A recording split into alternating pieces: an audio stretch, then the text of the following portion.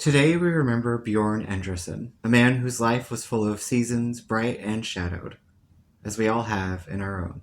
It's only right that we start at the beginning. Born in Stockholm on January 26, 1955, Bjorn's early life was not an untroubled one, as his mother's death at the age of 10 left him to be raised by his grandmother, whom he had always said dreamed of having a famous grandchild. Though he appeared in some small roles back home, his boyhood was soon truly interrupted. Barely 15 when he was chosen by director Luchino Visconti for Death in Venice, it would only take that single role as Taggio to make Bjorn into a symbol, and to launch his star into the stratosphere. Visconti was first to call him the most beautiful boy in the world, a phrase that would follow Bjorn for his life, in what seemed, I'm sure, to be a haunting refrain.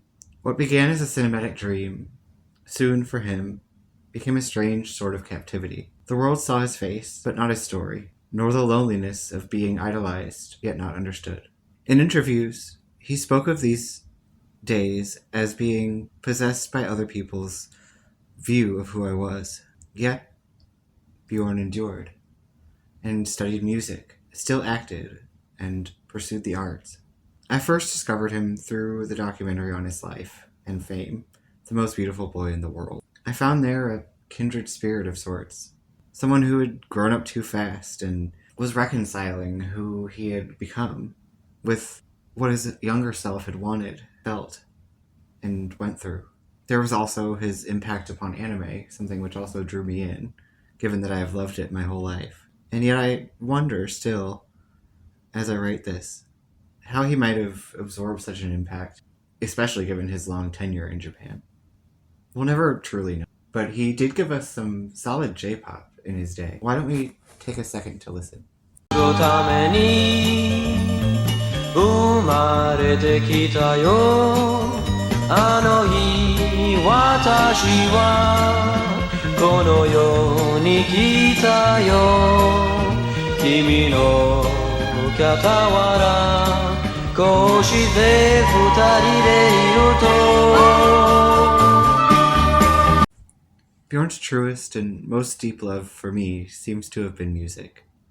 In time, I can only pray that his pursuit of it brought him some semblance of peace. His later candor, especially in the documentary, revealed to me a man both scarred and serene, one who was willing to face his own myth and reclaim his humanity from it.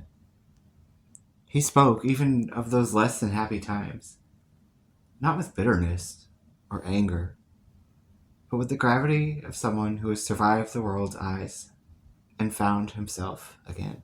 There are faces that seem too luminous to belong entirely to this world. Bjorn Andresen's was one of them. When he reappeared before audiences again in Midsommar, aged but still luminous, perhaps this time the world saw that beauty does not fade, only transforms. I'm kind of struck by a memory as I sit here.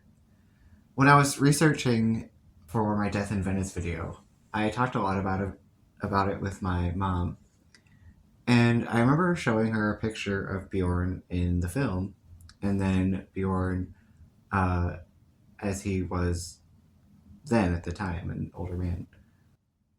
And I remember she just said, he's still beautiful. And it strikes me again now thinking about it, because they say that true beauty is not skin deep, and that it shines through. Now, I didn't know Bjorn, and I'm not going to act like I did, but I would wager to say he had that true beauty. And I think that's something to remember, besides everything else.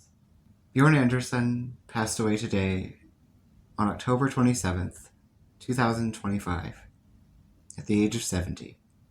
He was so much more than the boy that the camera caught, or the face that captivated 1,000 mangaka. Yet, the boy on the Lido still walks in the shoreline of memory, not as muse or mirage, nor the iconic image which he was made into, but as a human being who lived and aged and loved and managed, finally, to emerge as himself. May we always remember that even the loveliest image hides behind it a person, a man, a heart. And finally, from all the world, may you rest in peace, Bjorn. Jag håller på att bli osynlig. Jag har givit bort allt jag hade. Men jag ska inte dö. Återstår en dörr. Jag dör inte. Jag försvinner bara. Kanske vaknar jag åter. Då ska jag komma tillbaka och leta efter dig.